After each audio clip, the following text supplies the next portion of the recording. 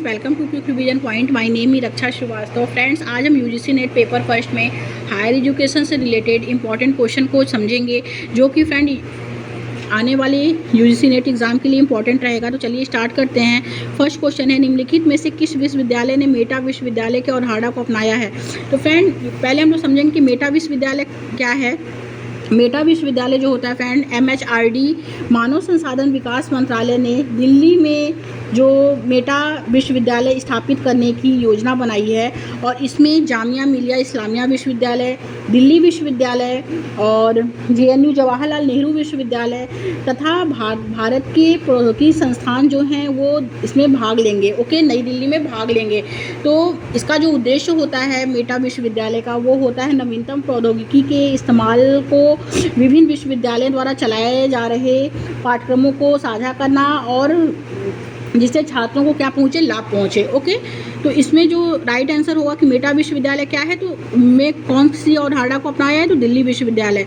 Correct answer इसमें second हो जाएगा, क्योंकि इसका उद्देश्य जो है वो नवीनतम प्रौद्योगिकी के इस्तेमाल से विभिन्न विश्वविद्यालयों द्वारा चलाए जा रहे पाठ्यक्रमों को साझा करना है, जिससे छात्रों को क्या पहुँचे, लाभ पहुँचे। ओके, करेक्ट आंसर बी हो जाएगा। नेक्स्ट क्वेश्चन देखेंगे। नेक्स्ट क्वेश्चन क्या है, निम्नलिखित कथनों में से कौन सा कथन केंद्रीय विश्वविद्यालय के संबंध में सही है। निम्नलिखित में से कौन सा कथन जो है वो केंद्रीय विश्वविद्यालय के संबंध में सही है। फर्स्ट है, केंद्रीय विश्वविद्यालय की स्थापना संसद के अधिनियम से होती है, बिल्कुल करेक्ट है। सेकंड क्या है कि भारत के राष्ट्रपति केंद्रीय विश्वविद्यालय के विजिटर होते हैं, ये भी करेक्ट है। थर्ड है कि राष्ट्रपति विश्वविद्यालय की कार्यकारी समिति अथवा प्रबंधक बोर्ड के कुछ सदस्यों को मनोनीत कर सकते हैं, ये भी करेक्ट है। फोर्थ, राष्ट्रपति कभी कभार कार्यकारिणी समिति या कोर्ट की बैठकों की अध्यक्षता करते हैं, तो ये गलत है। तो जो केंद्रीय विश्वविद्यालय के संबंध में सही है वो है केंद्रीय विश्वविद्यालय की स्थापना संसद के अधिनियम से होती है, बिल्कुल करेक्ट है।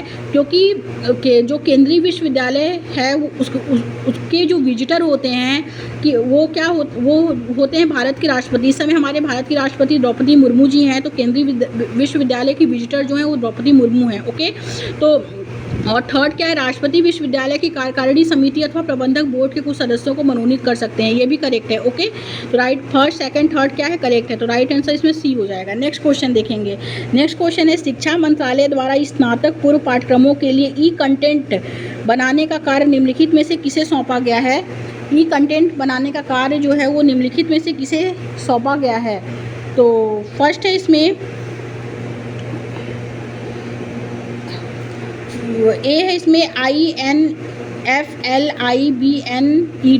बी है कंसोर्टियम फॉर एजुकेशन कम्युनिकेशन, सी है राष्ट्रीय ज्ञान आयोग, एंड डी है इंदिरा गांधी राष्ट्रीय मुक्त विश्वविद्यालय।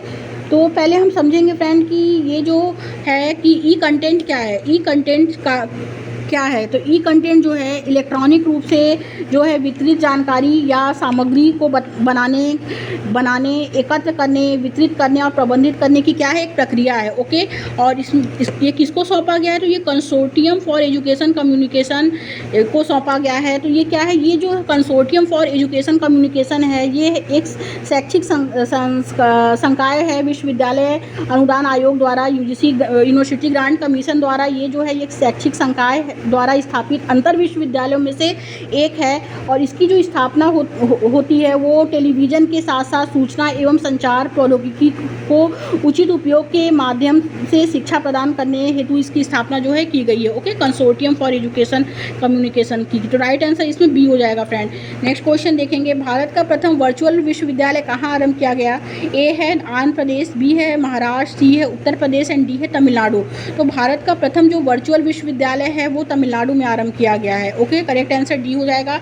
नेक्स्ट क्वेश्चन देखेंगे, निम्नलिखित में से किस परिषद को वर्ष 2013 में विघटित कर दिया गया है। तो वर्ष 2013 में वो विघटित जिसे कर दिया गया है, निम्नलिखित में से किस परिषद को वर्ष 2013 में विघटित कर दिया गया है, तो वो है डिस्टेंस एजुकेशनल काउंसिल।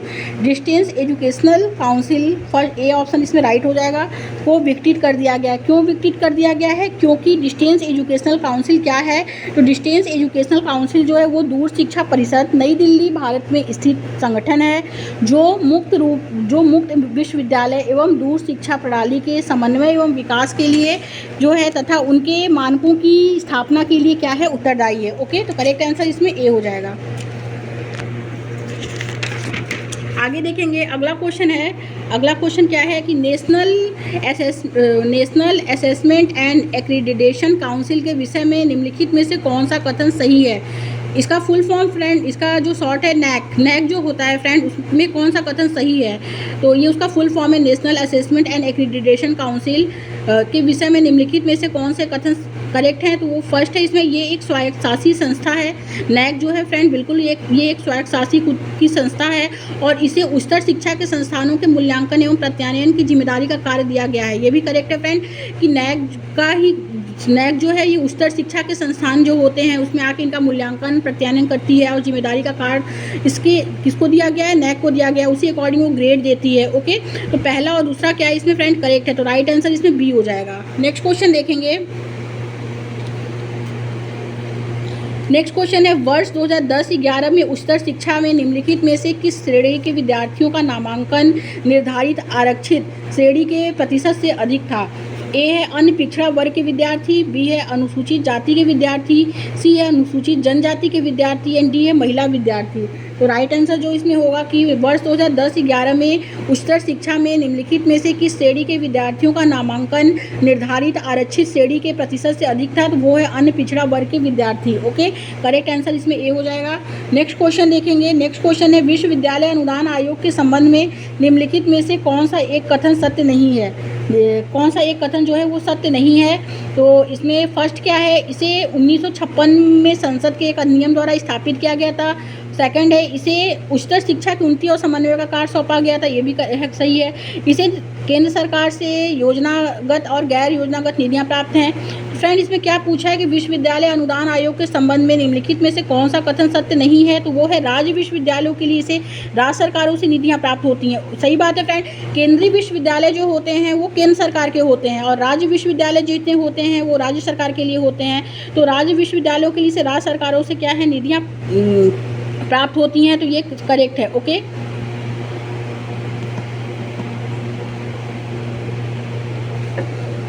आगे देखेंगे फ्रेंड।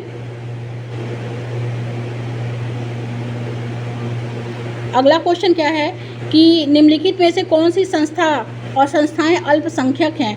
निम्नलिखित में से कौन सी संस्था और संस्थाएं जो हैं वो अल्पसंख्यक हैं। फर्स्ट है पंजाब विश्वविद्यालय पटियाला, सेकंड है उस्मानिया विश्वविद्यालय हैदराबाद, थर्ड है कश्मीर विश्वविद्यालय श्रीनगर एंड फोर्थ है सेंट स्टीफन्स कॉलेज जो है वो दिल्ली है। तो करेक्ट आंसर जो इसमें होगा वो हो जाएगा कि निम्नलिखित में से कौन सी संस्था जो और संस्थाएं अल्पसंख्यक हैं। तो अल्पसंख्यक जो संस्थाएं हैं वो है Saint Stephen's college Delhi. Correct answer D हो जाएगा इसमें, 4 डी ऑप्शन राइट हो जाएगा। नेक्स्ट क्वेश्चन देखेंगे, भारतीय उच्च अध्ययन संस्थान कहाँ स्थित है।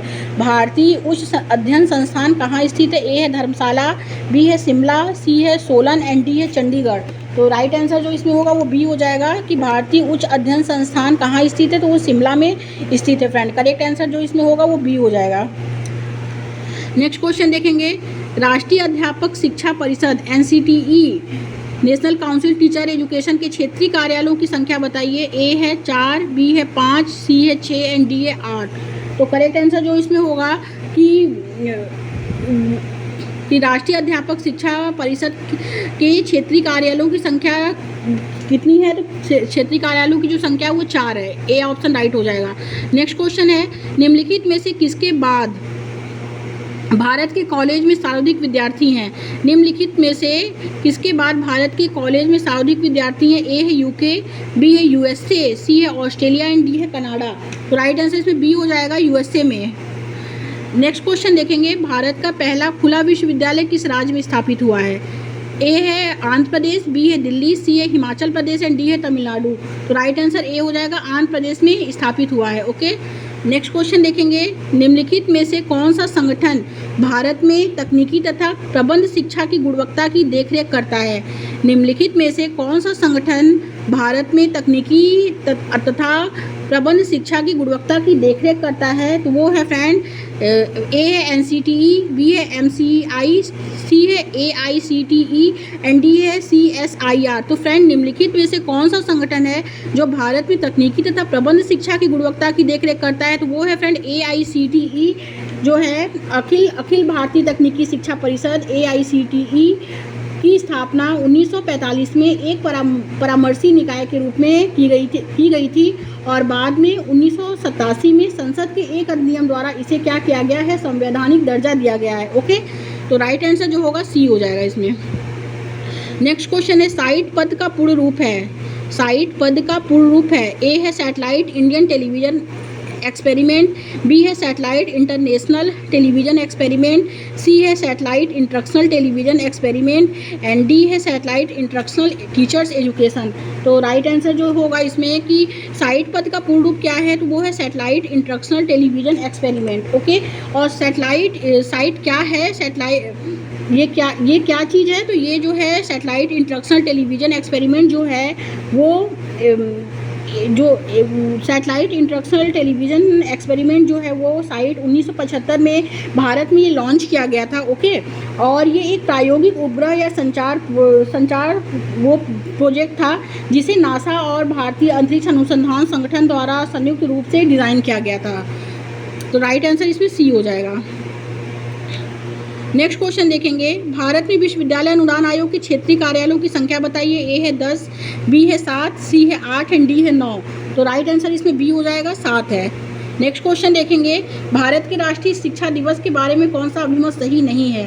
ए है यह प्रतिवर्ष 5 सितंबर को मनाया जाता है, सेकंड है यह प्रतिवर्ष 11 नवंबर को मनाया जाता है और थर्ड है इसे भारत के प्रथम शिक्षा मंत्री डॉक्टर अब्दुल कलाम आज़ाद की स्मृति में मनाया जाता है एंड डी है इसे 2008 से मनाया जा रहा है। तो इसमें राइट आंसर जो होगा कि भारत के राष्ट्रीय शिक्षा दिवस के बारे में कौन सा अभिमत सही नहीं है, तो है यह प्रतिवर्ष 5 सितंबर को मनाया जाता है। करेक्ट आंसर ए हो जाएगा।